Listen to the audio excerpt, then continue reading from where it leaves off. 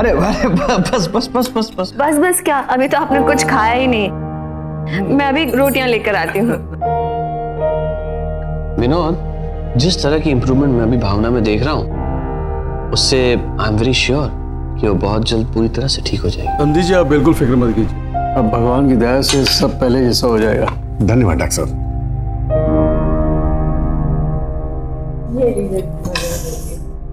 गर्मा गर्म रोटियां। बेटा एक काम करोगी? जी माँ। मुझे बहुत ठंड लग रही है, शॉल ला कर दोगी? अभी लाए।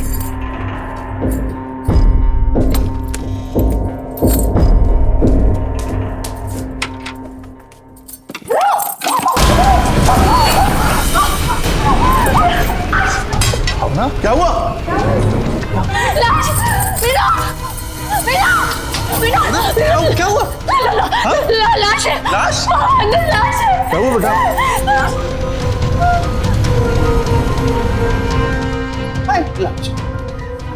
कहाँ है लाश?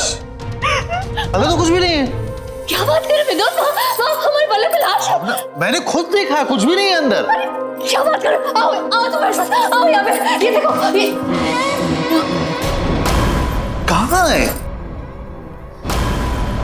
भावना जब कमरे में शॉल लेने गई तो उसे अलमारी में एक लाश दिखाई दी थी, लेकिन जब वो वापस लौटी वहां कुछ भी नहीं था। क्या भावना ने वाकई कोई लाश देखी थी या ये सब उसका वहम था?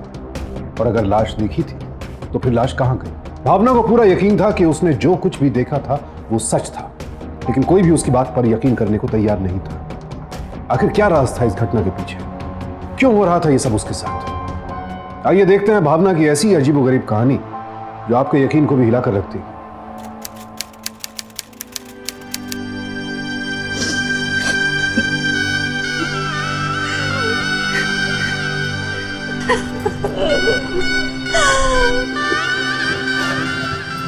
अपना ध्यान रखो।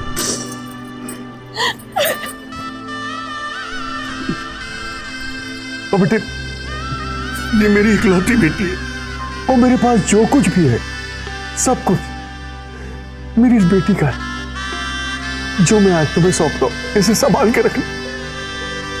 नंदी जी आप बिल्कुल फिक्र मत कीजिए, हम इसे अपनी बेटी की तरह रखेंगे। आओ बेटे।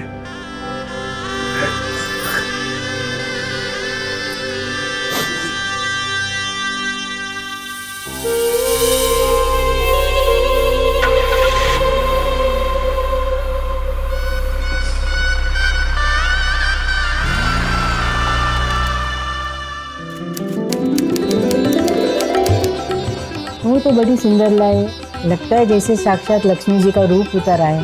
हाँ सही कहा आपने, साक्षात लक्ष्मी जी है। पता है किसकी बेटी है? इसकी सोम प्रकाश अग्रवाल जी की इकलौती बेटी है। बहुत बड़े स्टॉक ब्रोकर है, करोड़ों में खेलते हैं।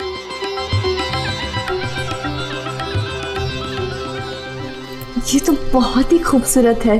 आपकी मुंह दिखाई की एवज में आपके जैसा खूबसूरत गिफ्ट तो बनता है ना।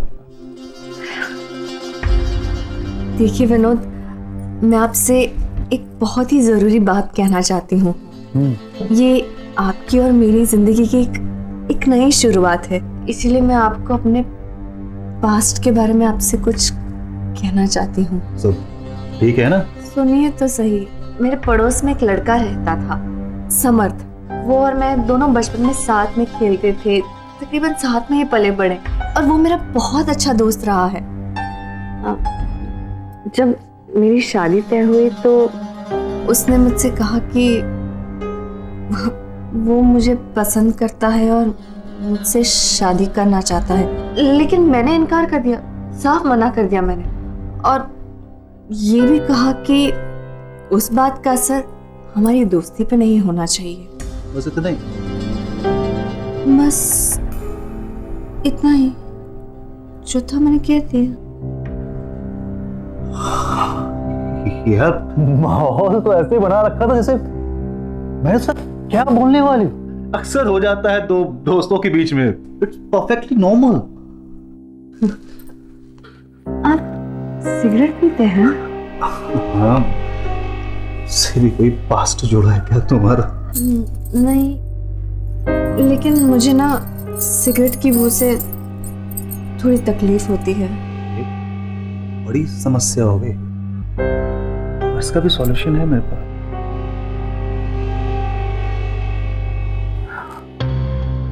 मीठा पान।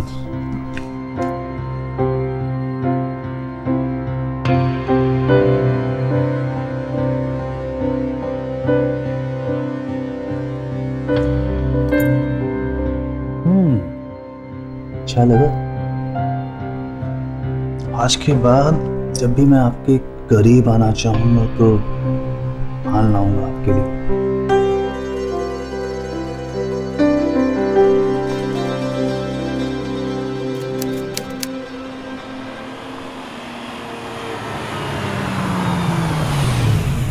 तुम रुको, मेरे पास अभी है। यहाँ क्या है? वही तुम्हारा वाला पान।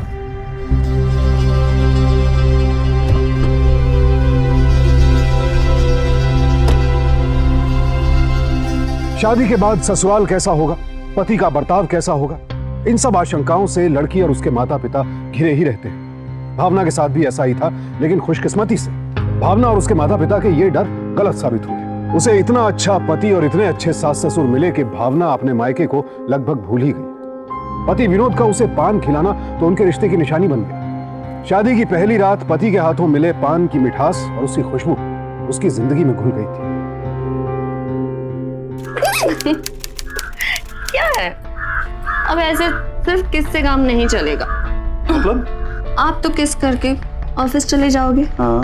फिर मेरा क्या? आज एक काम करो, आप ना लंच करके फिर ऑफिस जाइएगा, ठीक है? तो ऑफिस से क्या होगा? सोच लीजिए, मेरे हाथों से बने स्पेशल खाने के लिए क्या आप आधा दिन ऑफिस नहीं बंक कर सकते? और वैसे भी पूरा दिन सिर्फ खाने का प्रोग्राम थोड़ी ना चलेगा। क्या समझे? कुछ कुछ समझ में आ रहा है मुझे। अब लेट नहीं हो रहा है क्या? इस वक्त कौन होगा? कौन है? वही मम्मा है। मम्मा?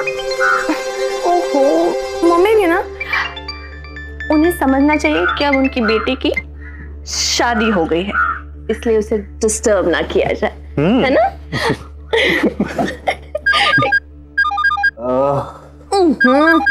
ये लो, अब तुम्हारा फोन। रुको देखती हूँ क्या मुसीबत है। मम्मी, इनसे ना जरा सा सब्र नहीं होता, फोन पे फोन किए जा रही। तुमसे कौन सा होता है? अच्छा नहीं, आपसे बड़ा होता है। अब कौन होगा? मेरी माँ होगी। क्या बात है बेटा, फोन क्यों नहीं उठा रहे थे तुम लोग? भावना, तुम्हारी माँ का फोन आया था, तुम्हारे पापा को हार्ट अटैक आया है। क्या?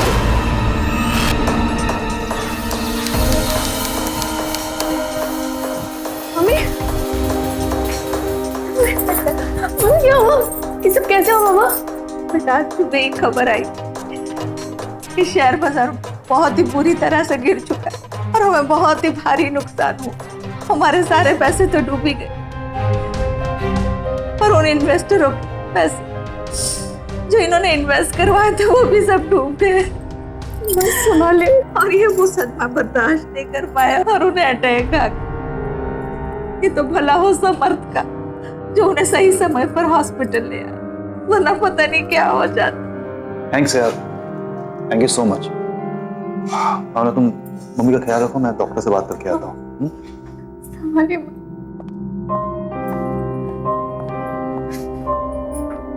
थैंक यू समर्थ। कैसे हो? ठीक हो भावना? शायद मैंने तुमको बताया नहीं, मैं अगले महीने दुबई शिफ्ट हो रहा हूँ। कब और कितने दिनों के लिए? हमेशा के लिए। नहीं जल्दी। आई थिंक अब मुझे चलना चाहिए। You take care. Bye. Bye. तो काफी मैसिव अटैक था, ऑपरेशन तो करना पड़ेगा, बट डोंट वरी, इंडिया के बेस्ट सर्जन आ रहे हैं। तुम एक काम करो, तुम मम्मी का ख्याल रखो, मैं पैसों का बंदोबस्त करके आता हूँ, ठीक है? बेटा, चाहे कितना भी पैसा लगे, तुम तो जानते हो कितने खुददार हैं। अपने इलाज के लिए किसी और का पैसा, और वो भी अपने दामाद का पैसा, वो कभी गवारा नहीं करेंगे। भावना के मायके में उसके माता पिता का ख्याल रखने के लिए उसके अलावा और कोई नहीं था, इसलिए अगले कुछ हफ्तों तक वो अपनी माँ के साथ ही रही। घर में माँ का ख्याल रखती और अस्पताल में पिता का। इस दौरान वो अपने पति विनोद और ससुराल वालों के संपर्क में भी रही और अस्पताल से ही ससुराल की जिम्मेदारियां भी संभालती रही। यानी एक साथ 2 घर संभाल रही थी भावना। इसी दौरान उसके पिता की हार्ट सर्जरी हुई, जिसमें काफी खर्च भी हुआ, लेकिन आखिरकार उनकी सेहत में सुधार होने लगा। और फिर जब कुछ समय बाद वो हॉस्पिटल से डिस्चार्ज हुए तो भावना ने अपने पति विनोद के साथ ससुराल का रुख किया। तो किसी ने मिस किया मुझे? ऑफकोर्स मैंने मिस किया तुम्हें, बल्कि मैं तो सोच रहा हूँ कि 3 हफ्तों का जो उधार है वो अब ही कर लूं। और सिगरेट की भी। और मेरा पान लेता हूँ अभी मैं, आगे चल के। मैं भी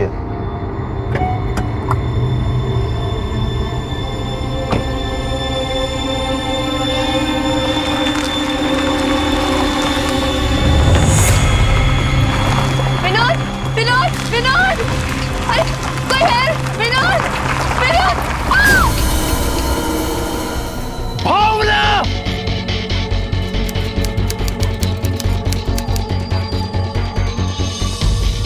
बाहरी चोट तो इतनी गहरी नहीं है, लेकिन अंदरूनी चोट गहरी हो सकती है और इसका पता तो वक्त के साथ ही चलेगा।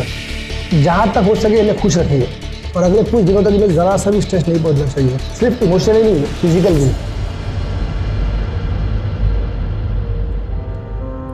और सुबह से कुछ भी नहीं खाया है। लो मैं ठीक हूँ। मीना, भावना, देख तो बेटा तुझसे मिलने कौन आया है। मम्मी, पापा। क्या हुआ बेटा? अरे कैसी हो बेटा? माँ, माँ रो मत माँ, मैं बिल्कुल ठीक हूँ। और पापा, आपको तो डॉक्टर ने बेड रेस्ट कहा है, फिर क्यों आए आप? नहीं बेटे, अपनी प्यारी बेटी के बारे में ये सब जानने के बाद भला कौन बाप आराम कर सकता, कौन बेड रेस्ट करेगा? तुम तो जानती हो बेटा, इनकी जान तुम में बसती है। मेरे पास एक बहुत अच्छा प्लान है। आप दोनों वहां पर अकेले रहते हैं और इसको आप दोनों की फिक्र लगी रहती, तो बेस्ट है कि कुछ दिन आप लोग हमारे साथ यहाँ पर गुजारें। ठीक है बेटे, अब तुम कह रहे हो तो क्या कहते हो? ये हुई ना बात। चलिए ठीक है, फिर मैं आपके घर से आपका सामान मंगवा लेता हूँ। सच में मेरी भावना कितनी लकी है जो उसे विनोद जैसा वर मिला है।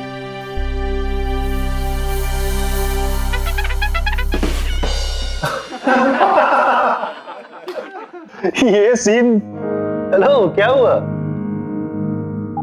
किस ख्यालों में खोई हुई हो?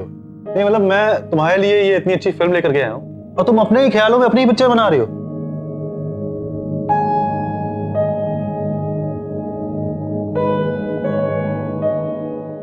I'm sorry विनोद, देखो ना, पहले पापा की बीमारी की वजह से हमें इतने दिन अलग रहना पड़ा और अब ये न जाने हमको ऐसे कितने दिन अलग रहना पड़ेगा। I'm sorry। पान खाओगी?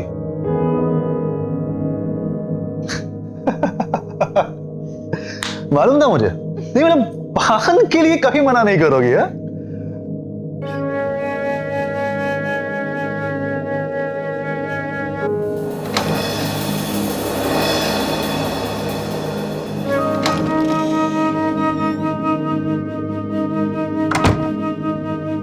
बड़ी मुश्किल से मिला, रात हो गई थी। लीजिए आपका बनारसी पान। पिक्चर देखूं? मैं अभी 2 मिनट।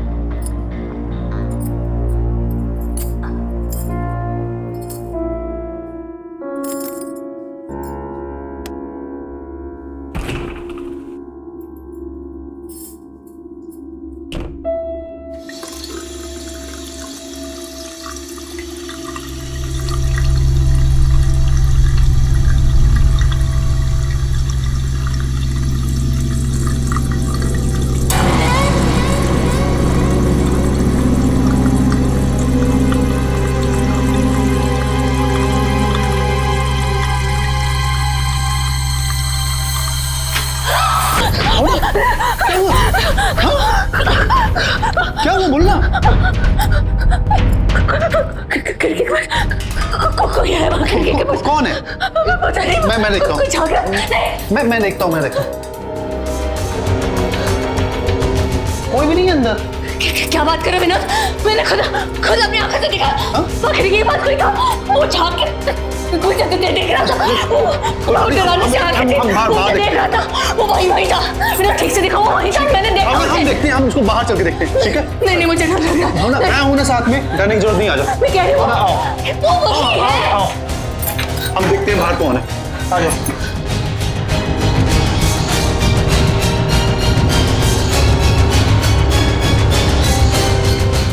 अरे यहाँ पर कोई भी नहीं है। क्या हुआ, कोई दिखा क्या? नहीं साहब, पर मैं सच कह रहा हूँ, पिछले 1 घंटे से ना कोई यहाँ आया है ना कोई गया है। अरे ऐसा कैसे हो सकता है? मैंने अपनी आंखों से देखा विनोद, वहाँ कोई था। वो उसकी ना छोटी छोटी आंखें थी, चपटा सा चेहरा, और हाँ उसने नेपाली टोपी पहन के रखी थी। एक मिनट, तुम मेरे साथ आओ।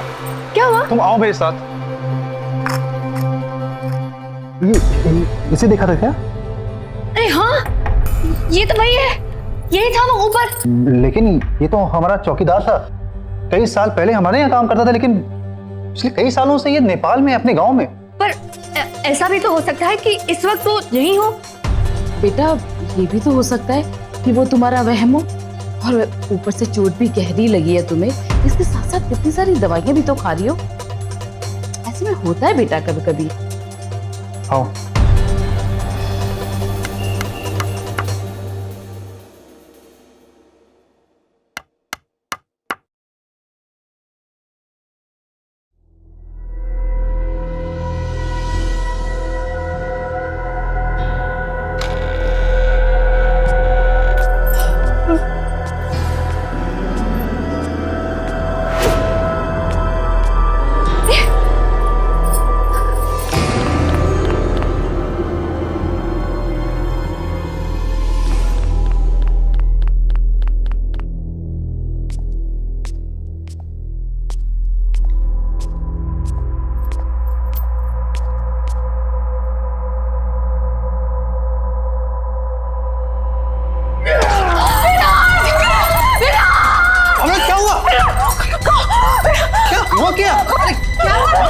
क्या हुआ बेटा?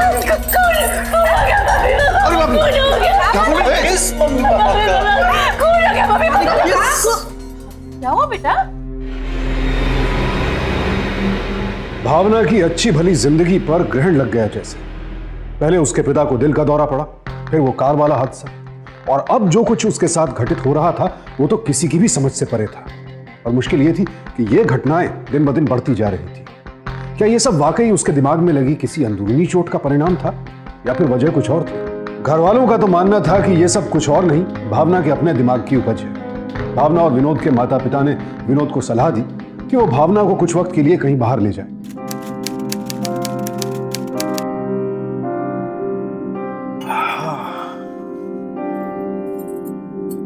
क्या हुआ? फिलहाल इसको छोड़ो, एक काम करो, एक पालक पनीर, दाल मखनी, रोटी और बिरयानी 1 प्लेट। यस। सारी मेरी फेवरेट डिशेस ऑर्डर कर दी। क्या करूं, जो मेरी फेवरेट डिशेस हैं वो तो सिर्फ आपके हाथों से बनती हैं। कितने दिनों बाद हम यहाँ आए ना? हाँ, कुछ 6 महीने 12 दिन। क्या आपको तारीख भी याद है? वो क्या है कि स्वतंत्रता दिवस और गांधी जयंती, इन दोनों डेट्स के अलावा सिर्फ यही एक डेट है जो कि मुझे याद रहती है, क्योंकि इसी डेट के दिन हम इसी जगह पर पहली बार मिले थे।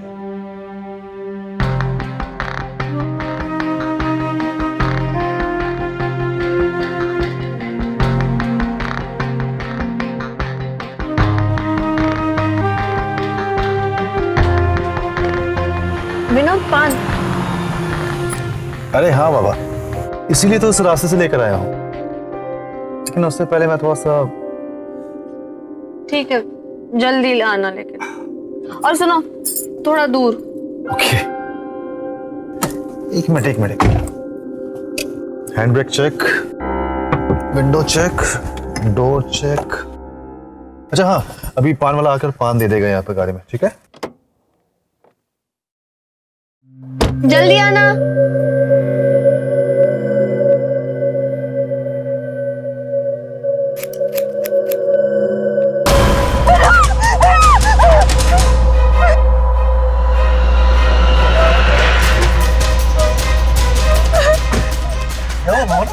अरे ओके, तुम ठीक तो हो? पान वाले बहुत खतरनाक है, वो कैंची के साथ आया था, मुझे बहुत डर लग रहा है, मुझे ऐसे ले चलो। डैडी जी, भावना मुझे बता रही थी कि उसका दोस्त आपका पड़ोसी समर्थ वो भावना से शादी करना चाहता था, पर भावना ने उसे इनकार कर दिया था। मैं तो नहीं जानता बेटा इसके बारे में। मुझे डर है कहीं ऐसा तो नहीं कि सारी जो चीजें हो रही हैं उसके पीछे समर्थ का हाथ हो सकता है कि उसका अतीत उसे परेशान कर रहा हो। मेरे पास समर्थ के डैडी का नंबर है, मैं अभी लगाता हूँ।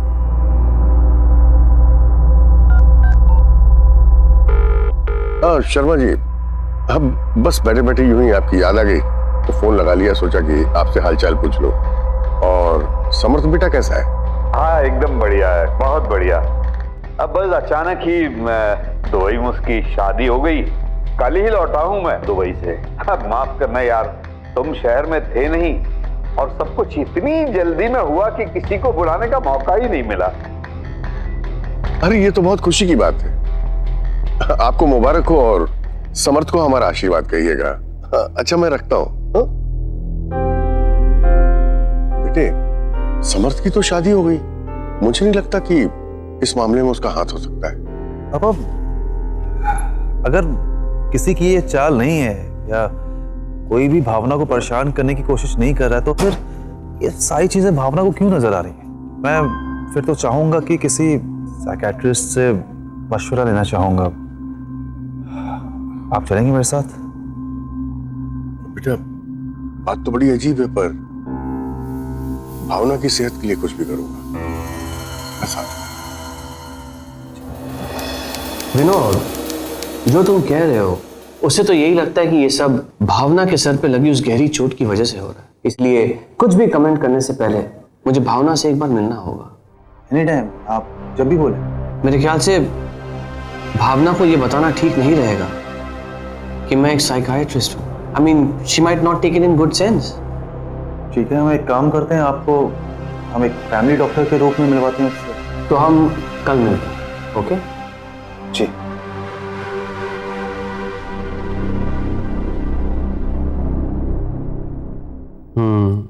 Not good. बेटा, किस बात की स्ट्रेस है तुम्हें? अभी तो तुम्हारे हंसने खेलने के दिन है, लाइफ को एंजॉय किया करो बेटा। मैं तुम्हें कुछ मेडिसिन लिख कर देता हूं, आई एम श्योर तुम्हें इनसे फर्क पड़ेगा। ये लिख दिया मेडिसिन। ये thank you doctor. Thank you से बिल्कुल काम नहीं चलेगा। विनोद ने मुझसे कहा है कि तुम खाना बहुत अच्छा पकाती हो, तो आज इस चाय के बाद मुझे डिनर मिलेगा? जरूर, क्यों नहीं। कम से कम घर से खा कर आया कर। ये नहीं सुधरने वाले हैं।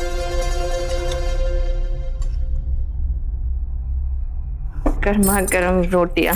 बेटा एक काम करोगी? जी माँ। मुझे बहुत ठंड लग रही है, शॉल ला के दोगी? अभी लाए।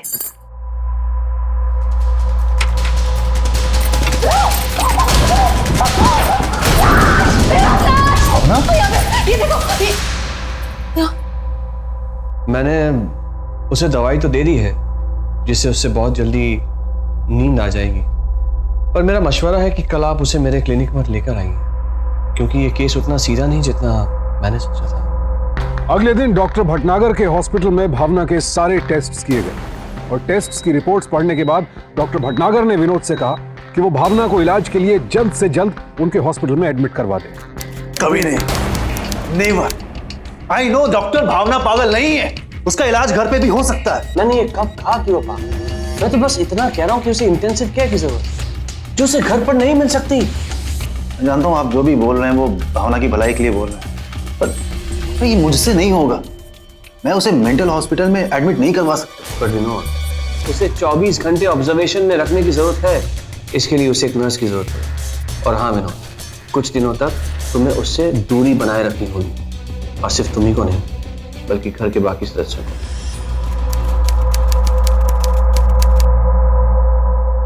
I'm very sorry, Vinod. Please ऐसा नहीं सोचते। जब अच्छे दिन हमारे साथ नहीं रहे तो फिर बुरे दिन कब तक हमारे पीछे पड़ेंगे?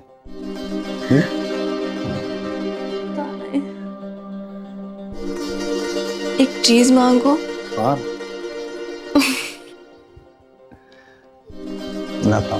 सिस्टर, सिस्टर कुछ देर इनका ख्याल रखिएगा, मैं बस थोड़ी देर में आता हूँ। ठीक है। वैसे भी इनकी दवाई का वक्त हो गया है।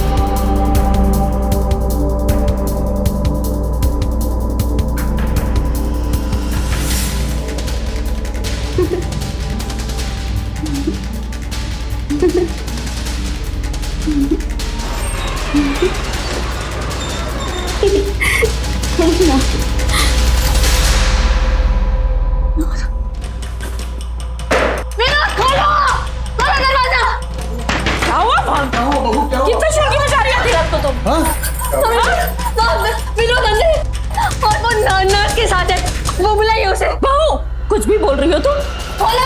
मुझे शांत रहने को कह रहे हैं, अपनी बेटी को नहीं बुला सकते? क्या हुआ? ये कैसा शोर है? कैसा शोर है? बेशर्म बात है। विनोद कहाँ है? विनोद विनोद कहाँ है? कहाँ है विनोद? ये आप कैसी बातें कर रहे हैं? सर यहाँ क्यों होंगे? बेशर्म तो तुम्हें इतनी देर क्यों लगी दरवाजा खोलने में? मैं बाथरूम में थी इसलिए। बताओ कहाँ है विनोद को? अरे क्या हुआ? बेटा कहाँ थे तुम? भावना के लिए पानी नहीं गया था बाहर। सुना सुना तूने? तुम्हें अंदर ये आप लोग तो मुझे ऐसे क्यों देख रहे हैं? मैं पागल नहीं हूँ, मैंने अपनी आंखों से देखा विनोद यहाँ इस कमरे में था और इस नर्स के साथ लिपट के खड़ा था। भावना क्या बोल रही हो? मैं तो अभी अभी आया हूँ तुम्हारे सामने अंदर। तुम इस नर्स के साथ थे, मैंने अपनी आंखों से देखा तुम लिपट के खड़े थे। ये क्या कर रही हो तुम? पागल हो गई हो? अभी मुझे मैं पागल नहीं हूँ बाबा, मैं पागल नहीं हूँ। ये मुझे धोखा देने की कोशिश कर, मैं पागल नहीं हूँ, मैं पागल नहीं हूँ। लगी तो नहीं बेटा तुम्हें?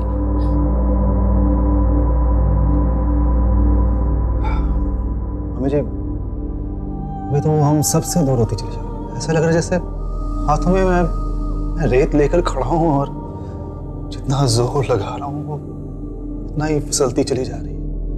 मुझे कुछ कीजिए आप, मेरी भावना को मुझे लौटा दीजिए।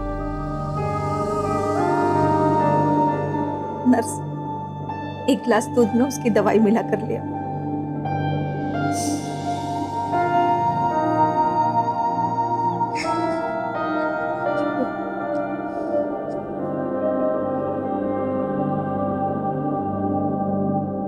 क्या आपको भी लगता है माँ मैं पागल हो गई हूँ? कोई मेरी बात पे यकीन क्यों नहीं करता? मैं पागल नहीं हूँ। मुझे पता है मेरी बेटी पागल नहीं है, बस एक बुरे सपने से गुजर रही है। चलो अब उठो और दूध पी लो। हाँ बेटा, शाम से तूने कुछ नहीं खाया है, मैं हूं ना तेरे साथ।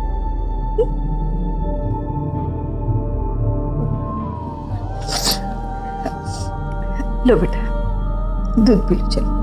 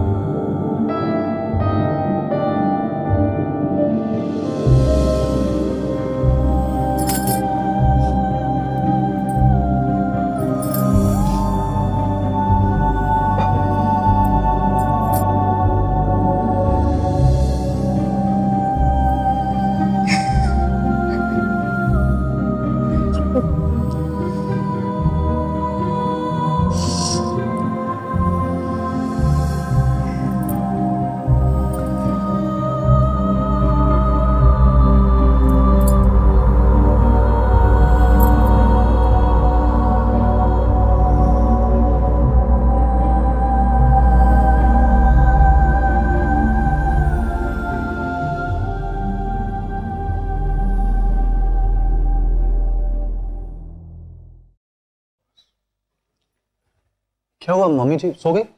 हाँ बेटा, भगवान जानता है कि हम अपने आप को कितना भाग्यशाली समझते कि तुम जैसा नेक और इतना प्यार करने वाला पति मिला है उसे। लेकिन अब कुछ कठोर फैसले लेने होंगे हमें। कैसे फैसले मम्मी जी? हमें दिल पर पत्थर रखकर जल्द से जल्द भावना को हॉस्पिटल में एडमिट करना होगा। आप ऐसा कैसे कर सकती हैं? नहीं, उसी की भलाई के लिए। मैं पागल नहीं हूँ विनोद, मेरा यकीन करो, मैं पागल नहीं हूँ। मुझे नहीं जानता, मैं पागल नहीं हूँ। कोई मेरा यकीन क्यों नहीं करता? मैं पागल नहीं हूँ। कोई मेरा यकीन क्यों नहीं करता? मैं पागल नहीं हूँ। नहीं, मैं पागल नहीं हूँ। मैं पागल नहीं हूँ। ऐसा लग रहा था कि भावना की मानसिक स्थिति अब बेहद खतरनाक रूप ले चुकी थी। इन हालात में ना चाहते हुए भी विनोद और उसके परिवार को भावना को इलाज के लिए मानसिक रोगियों के अस्पताल भेजना पड़ा। उसे पूरा यकीन था कि जो कुछ भी हुआ था वो सब उसने वाकई देखा था, लेकिन कोई और उसका यकीन करने को तैयार नहीं था। और फिर तकरीबन 6 महीने बाद एक दिन समर्थ अपनी पत्नी के साथ भावना के माता पिता से मिलने आया, इस बात से अनजान कि वहां वो किस खबर से रूबरू होने वाला है। हमारे साथ ऐसा होना था। आंटी जी, ये सब अचानक से कैसे हुआ? बेटा, जो रिक्शा वाला उनको यहाँ तक लेकर आया, उसने कहा रास्ते में उनकी तबीयत खराब हो गई और उन्होंने रिक्शा में ही दम तोड़ दिया। आंटी, भावना कहाँ है?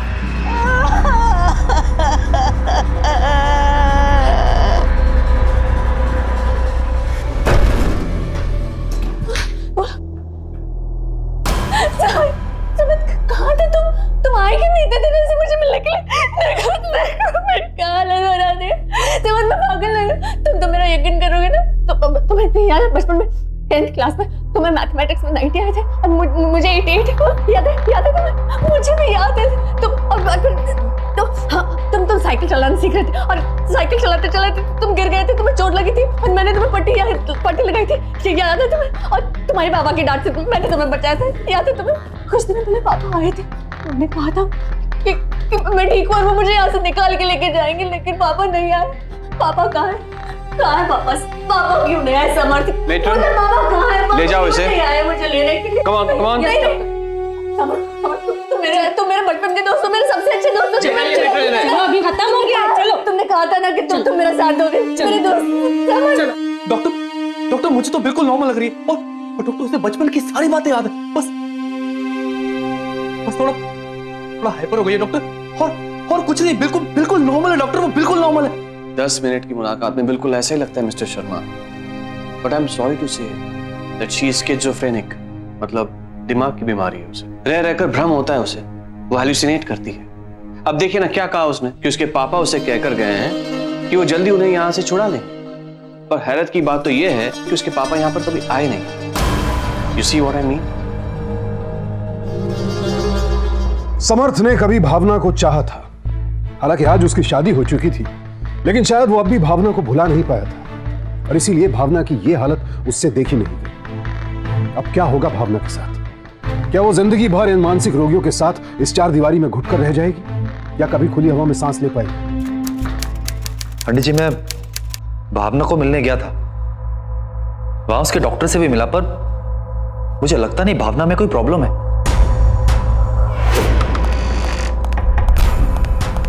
ओ, तो बात अब यहाँ तक आ गई है? हाँ, मतलब बिजनेस टूर के बहाने तुझसे अपनी प्रेग्नेंट बीवी से झूठ बोलकर तुम उस पागल से मिलने जा रहे थे। पूजा, चिल्लाओ मत, मुझे ना सब समझ में आता है और अच्छी तरह से आता है। सोचा क्या तुम मुझे प्रेग्नेंट करके तुम इस पगली के साथ आराम से फिर चला लोगी? होश में आओ पूजा, क्या बके जा रही हो तुम?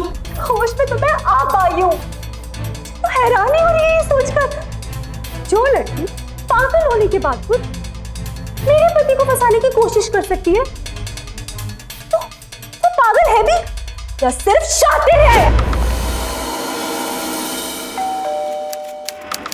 अरे पूजा, तुम? आंटी, आंटी देखिए ना मुन्ने को क्या हो गया है। पता है इसे बहुत तेज बुखार आ रहा है और ना तो दूध पी रहा है, नहीं कोई दवाई खा रहा है। पता नहीं क्या हो गया है इसको, कैसे ठीक करूं मैं? पता नहीं ना आंटी, क्या करूं? आजा बेटा, मैं तुम्हें बताती हूँ। हाँ, ठीक हो जाएगा ना आंटी? हाँ बेटा, हाँ आजा। अब पक्का बताएंगी ना कैसे ठीक होएगा? हाँ बेटा, हाँ आजा।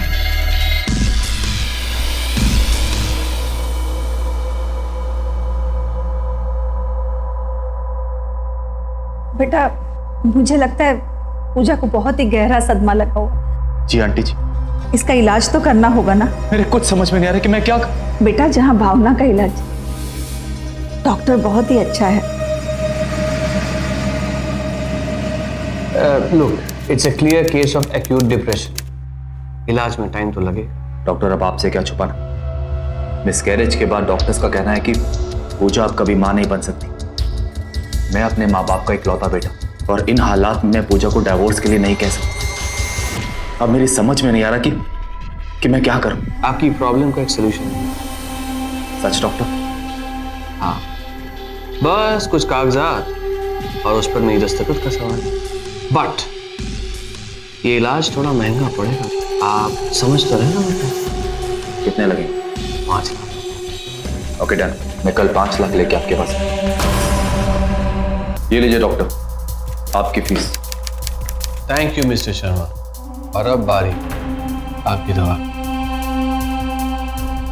इस सर्टिफिकेट के मुताबिक आपकी पत्नी मिसेस पूजा शर्मा अब पूरी तरह से पागल हो चुकी है। उसे मेंटल असाइलम में रखने के अलावा अब और कोई चारा नहीं। और अब बारी है आपके इलाज की। मेरे इलाज? हाँ डॉक्टर, आप ही का इलाज। आपको गिरफ्तार किया जाता है फेक सर्टिफिकेट जारी करने के जुर्म में। What rubbish! मैं अपने लॉयर से बात करना चाहता हूँ। जरूर कीजिए डॉक्टर भटनागर। पर आपकी इंफॉर्मेशन के लिए आपको बता दूं कि आपके साथ ही मिस्टर विनोद भी गिरफ्तार हो चुके। ले चलो इसे।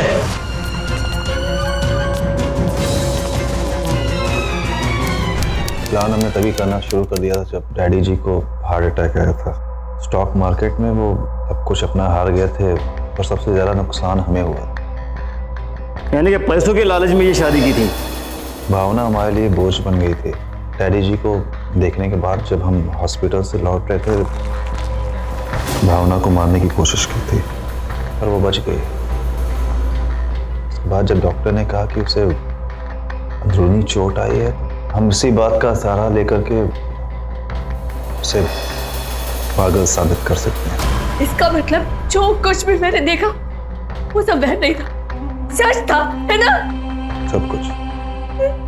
बाथरूम की खिड़की से ज्ञान सिंह का झांकना हो, आने वाले के लिबास में ज्ञान सिंह का चेहरा, वॉर्डरोब से लाश का मिलना या फिर मर्स के साथ में लिपटना, सब सच था। ये सब हमने सिर्फ इसलिए किया था ताकि हम ये साबित कर सकें कि भावना मेंटली डिस्टर्ब है। रही सही कसर डॉक्टर भटनागर के सर्टिफिकेट ने पूरी कर दी। तुम्हें इन पे शक कैसे हुआ? अंकल जिस दिन तुमसे मिलने असाइलम आए थे, मैंने उस रिक्शा वाले को ढूंढ निकाला और उसने मुझे कहा कि वो अंकल को असाइलम से लेकर आया था। लेकिन जब मैं उस दिन तुमसे मिले असाइलम आया तो डॉक्टर भटनागर ने मुझे कहा कि अंकल तो कभी असाइलम आए ही नहीं। मुझे लगा